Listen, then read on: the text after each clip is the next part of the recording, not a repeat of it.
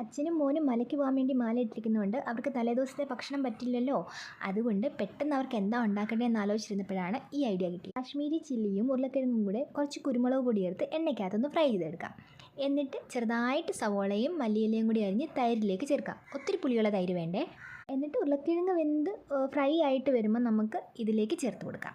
എന്നിട്ട് എണ്ണയിൽ കുറച്ച് ഉലുവപ്പൊടിയും ജീരകവും കടുകും കൂടി പൊട്ടിച്ചിട്ട് നമുക്ക് വെളുത്തുള്ളിയും ചേർത്ത് കുറച്ച് കായം കൂടി ചേർത്ത് ഗ്യാസ് ഓഫാക്കാം. എന്നിട്ട് അതിലേക്ക് മഞ്ഞൾപ്പൊടി ചേർക്കാം. എന്നിട്ടത് നേരെ ഇതിലോട്ട് ഒഴിച്ചാൽ മതി. കറി റെഡി. ഇനി റൈസ് ഉണ്ടാക്കാവേ. ഇന്ത്യ ഗേറ്റിൻ്റെ റെഗുലർ ബാസ്മതി റൈസാണ് എടുത്തിരിക്കുന്നത്. അതുണ്ടാക്കാൻ വേണ്ടി എണ്ണയിലേക്ക് ഈ മസാല എല്ലാം കൂടി ഒന്ന് ചേർത്ത് ചൂടായി വരുമ്പോഴത്തേക്കും കഴുകി വെച്ചിരിക്കുന്ന 20 മിനിറ്റ് മുമ്പേ വെള്ളത്തിലിട്ട റൈസാണ്. ആവശ്യത്തിന് ഉപ്പും വെള്ളവും ചേർത്ത് നമുക്ക് കുക്കറിൽ 2 സ്റ്റീം കൊടുക്കാവേ. എന്നിട്ട് തുറക്കുമ്പോൾ നല്ലൊരു മണമുണ്ട് കേട്ടോ. ഇത് സത്യം പറഞ്ഞാൽ എൻ്റെ വലിയമ്മ ഉണ്ടാക്കുന്ന അതേ ഒരു മണമാണ്. എല്ലാവരും പറയാറുണ്ട് എനിക്ക് ആ കൈപ്പുണ്യം കിട്ടിയിരിക്കുന്നതെന്നൊക്കെ.